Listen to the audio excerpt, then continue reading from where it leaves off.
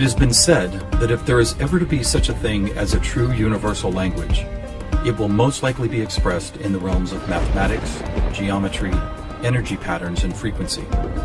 Could it be that this language, or at least the foundation of it, already exists here on Earth? Is it possible that over the course of thousands of years, we have been somehow guided in the process of creating this new form of communication? And if so, what type of information will be conveyed through it that could not be expressed any other way? In the search for answers, we must be prepared to trek through both time and space, to open our eyes and minds wide enough to notice compelling coincidences, and to stand back far enough to see if the building blocks of some kind of mathematical, spatial, frequency-based language emerge. But before we begin our journey, we will pause here in the present day to notice some of the ways that we measure and tabulate the world around us. This is an important step, for how we count and measure things can be as revealing as why we count them. First, we will take a look at the way we measure time.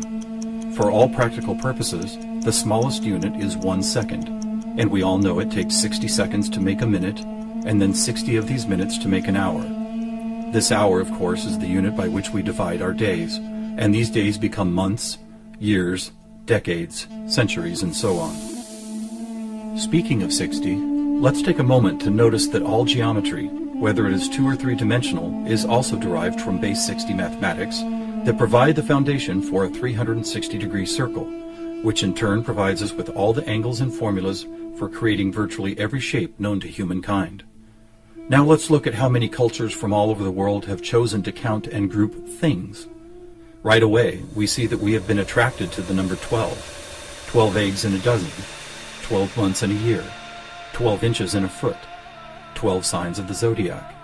Strangely, whether it's tallying disciples or mythical gods, the number 12 appears often in the telling of our greatest stories about ourselves. And what about distance? Your local town might be measured in meters or other units, but when we talk about measuring our planet, the standards we all use revert back to base 60 units of miles, minutes, or geometrical degrees. Are you noticing the pattern here? We seem to be encountering a lot of 12s and 60s. Are they related? And if so, how? To answer that piece of the puzzle, we must travel roughly 5,000 years back in time to visit the ancient Sumerian culture of Mesopotamia, for here is where our 1260-based math comes from. This counting system, which was invented by the same people who produced the world's first written language, involved counting the knuckles of the 4 long fingers on one hand and then multiplying them by all 5 digits on the other hand. If you do this, you will get a maximum number of 12 knuckles times 5 fingers, which of course totals 60. How these cosmic jumps in language and mathematics occurred so suddenly is open to debate. But it is interesting to note that the ancient Sumerians themselves wrote about being given this information by sky god visitors they called the Anunnaki. Who and what the Anunnaki were is a hotly contested subject, but one thing that cannot be denied is the fact that over 5,000 years ago, a mathematical system was born that incredibly still serves us today. So now that we have our various units of measurement, all based on the Sumerian 1260 counting system, let's jump forward to a few pivotal moments in history and see what other numbers, patterns, and synchronicities appear. In the 6th century BC, on the Greek island of Samos, the famed mathematician Pythagoras led a school of thought that married philosophy, mathematics, music, and of course geometry. And while Pythagoras did not discover advanced geometry, he did apply it in new ways, especially to music. For instance, he noticed that when a tauten string was plucked, it would create a tone. And when that string was divided in half, it would make the same tone only twice as high in pitch. Pythagoras then came up with numerical ratios based on harmonic fifths, and this led to the creation of the musical scale found at the root of most modern music. It is important to note that according to Pythagoras, all musical notes were found by using mathematics, and as such were given number values according to their placement in a kind of master grid. For instance, by using fifths beginning from note number 1, he was eventually guided to note 27. And to find the same note twice as high in pitch, he simply kept doubling it to 54, 108, 216, 432, and so on up the scale. If you've ever heard of Pythagorean tuning, you know that the number 432 is quite important. To Pythagoras himself, it probably wouldn't have stood out more than any other in his numerical grid. But in our quest to find a universal language based on mathematics and frequency, this particular note represents a significant piece of coincidental evidence.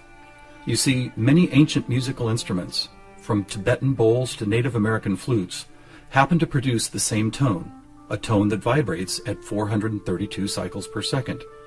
That's compelling, but even more intriguing is the fact that Pythagoras was not calculating vibration cycles to find tone 432.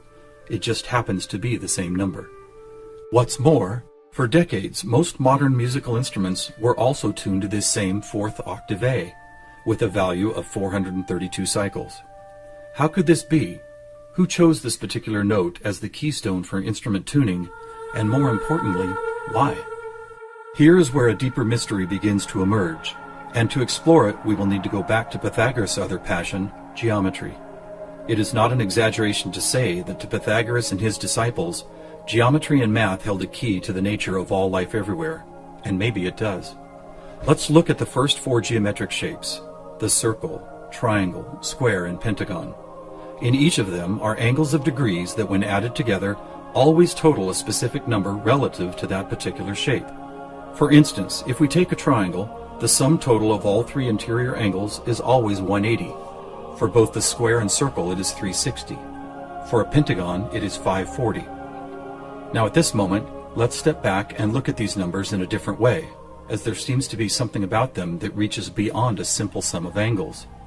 Did you notice that they happen to be in the same numerical neighborhood as tone 432? What's more, they all add up to 9, just like 432. As an experiment, let's take a look at the numbers found in basic geometric shapes, then apply those numbers as vibration cycles to hear the tones they produce. First, let's listen to what the 180 total degrees contained in a triangle sound like.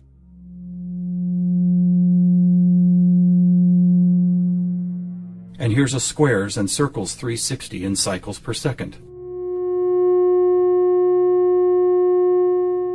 A perfect octave up from the triangle. What about the pentagon at 540? That sounds like a harmonic fifth of the other two. That's interesting. What are these tones? They are F sharp and its perfect harmonic fifth of C sharp. Let's keep going. What does a hexagon 720 sound like? Another F sharp. Here's a seven-sided septagon, which totals 900. This is an A sharp, which happens to be the note required to complete an F sharp major chord in perfect three-part harmony.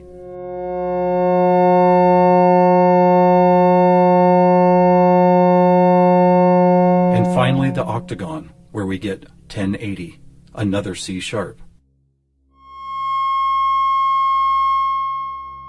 Suddenly, geometry is expressed by tones, and these tones just happen to create the most beautiful form of music, a perfect three-part major chord in the key of F sharp.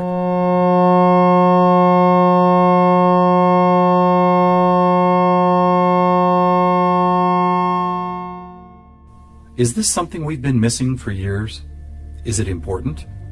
To the famous philosopher and mathematician Plato, the answer would have been a resounding yes, for it is Plato who advanced the study of two-dimensional geometry into three-dimensional geometry, and who began to recognize that nature, whether expressed as a tone, the petal design of a flower, or the spiraling design of a seashell, seemed to follow a 3D mathematical pattern. In fact, it became an obsession of Plato to try and find the simplest three-dimensional geometric shapes, and his quest ultimately revealed what we now call the Platonic solids. In essence, these forms represent the most elemental construction blocks found both in human-made and natural forms. So let's see if and how they fit into our geometry tone grid. First, there is the tetrahedron, or a three-sided pyramid comprised of four interlocking triangles. As we did before, let's add up all the angles found in those four triangles.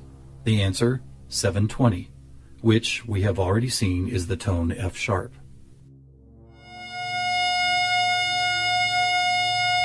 Next we have the cube, whose six 360-degree squares totals 2160. What does it sound like?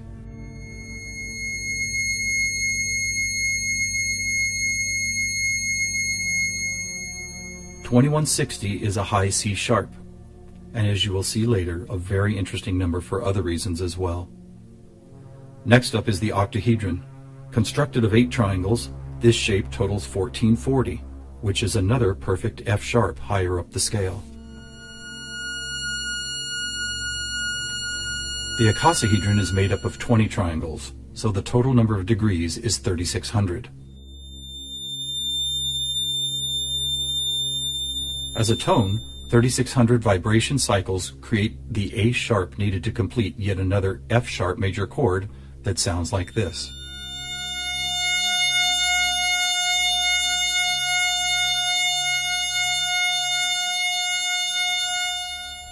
At this point, we have seen how 2- and 3-dimensional geometry can be expressed by the notes found in an F sharp major chord. Could this also be true with what is known as sacred geometry? To find out, we will first need to build a design called the germ of life, which, when repeated, goes on to reveal the seed of life, then flower of life pattern found at sacred sites all over the world. First, we start with a circle at 360 degrees, which is the familiar F sharp. We then add our second circle, bringing the total to 720, another F sharp. 3 circles totals 1080, which provides the harmonic fifth of C sharp. 4 circles is 1440, another F sharp. 5 circles totals 1800, or the A sharp needed to once again provide the harmonic third of an F sharp major chord. And finally the 6th circle, which brings the total to 2160, another C sharp. Amazing! It's as if we can now both see and hear the flower of life pattern that has intrigued humankind for thousands of years. So now we have 2-dimensional geometry, 3-dimensional geometry, and even sacred geometry being represented by different variations of an F sharp major chord. How is this not common knowledge? How have we missed this connection? There are actually 3 explanations. 1, for reasons ranging from the mundane to the conspiratorial, musical instruments are no longer tuned to an A vibrating at 432 cycles per second, but rather 440. 2, modern tuning calls for equal temperament, which no longer adheres to Pythagoras' whole number simplicity. And 3, the tuning method required to reveal geometric shapes is based on a mathematical grid rather than mathematical ratios. This grid, if it had a name, would probably be called something like factor 9, because the number 9 is found not only in the sum of every note on the grid, but also as the number required to move up or down the scale. For instance, if we started at note A at 216 cycles, all we would have to do is add or subtract the number 9 to reveal all the other tones in that octave. And it is here, on this incredible factor 9 grid, that we find not just some of our geometric numbers, but all of them. Conversely, modern A440 tuning reveals not one correlation to geometric numbers. Now let's go back for a moment and take a look at one of these numbers, 2160. The number expressed by both the cube and the germ of life pattern. You may have already noticed that without the 0, it is exactly half of our magic 432. That's worth noting, but what is even more intriguing is the way this number keeps showing up in other large-scale measurements. To discover one of these measurements, we will need to jump forward from Plato's time to when the Mayan civilization was flourishing,